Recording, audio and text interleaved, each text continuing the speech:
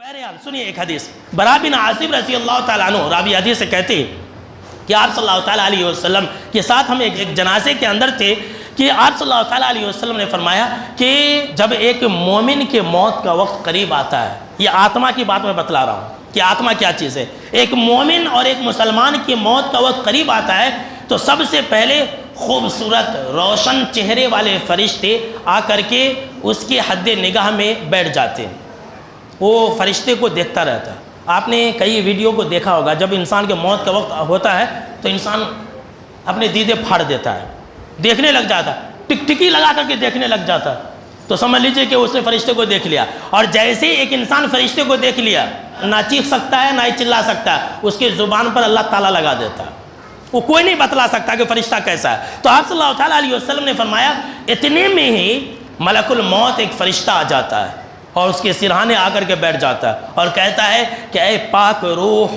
اے پاک روح، اے پاک نفس، چل نکل کے آ جا اللہ کی رضا اور خوشنودی کی طرف، تو بھی اللہ سے راضی ہے اور اللہ بھی تجھ سے راضی ہے۔ آپ صلی اللہ تعالیٰ علیہ وسلم نے فرمایا کہ وہ جو فرشتہ رہتا ہے، جو تا حد نگاہ پر وہ بیٹھا رہتا ہے، ان کو اپنے ساتھ جنت کی کفن اور جنت کی عمدہ خوشبو لے کر کے آتے ہیں۔ میرے دوستو، مومن بنو اور اعجاز دیکھو کہ کیا موت ہے، اللہ سے دعا کر لے کہ اللہ ہم کو اور آپ کو بھی ایسی موت نصیب کرے، آمین۔ فرمایا جناب محمد عربی صلی اللہ تعالیٰ علیہ وسلم نے کہ جیسے ہی ملک الموت اس کی روح کو کہتے ہیں، اس کی روح اور آتما آسانی کے ساتھ نکل کے آ جاتی ہے،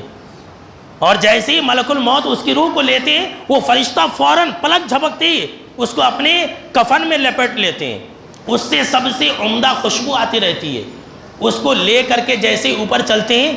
ساتوں آسمانوں کے دروازے اس کے لیے کھول دیے جاتے ہیں۔ ہر فرشتہ یہ کہتا ہے کہ اس کی جو روح ہے وہ میرے دروازے سے جانا، ہر فرشتہ استقبال کرتا ہے اور مبارکبادی دیتا ہے اور پوچھتا ہے کہ بھائی اتنی خوشبودار روح کس کی ہے؟ جو فرشتے رہتے وہ کہتے ہیں اس کا، جناب محمد عربی صلی اللہ تعالیٰ علیہ وسلم نے فرمایا کہ اس کا سب سے اچھا اور پیارا نام لیتے ہیں، عبداللہ، عبد الرحمن، یہ فلاں بندے کا روح ہے۔ جناب محمد عربی صلی اللہ تعالیٰ علیہ وسلم نے فرمایا کہ اس کے لیے دروازے کھول دیے جاتے ہیں۔ پھر ایک آسمان سے دوسرے آسمان پر جب جاتے ہیں تو پہلے آسمان کے جتنے فرشتے ہیں وہ سارے کے سارے چھوڑنے کے لیے دوسرے آسمان، سبحان اللہ، پھر دوسرے سے تیسرے، تیسرے سے چوتھے، چوتھے سے پانچواں، پھر چھٹا اور ساتواں، ساتوں آسمان تک فرشتے اس کی روح کے ساتھ جاتے ہیں۔ بعض روایتوں کے اندر یہاں تک ہے کہ فرشتے اس کی نماز جنازہ بھی پڑھتے ہیں،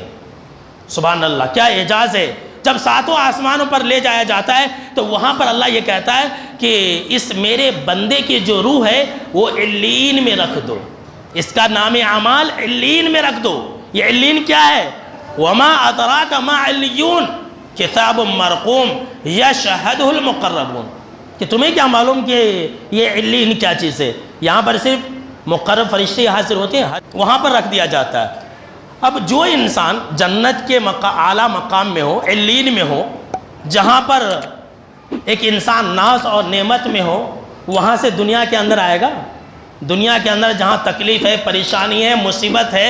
جہاں جھنجٹ ہے، کیا جنت کو چھوڑ کر کے کسی کی روح آ سکتی ہے؟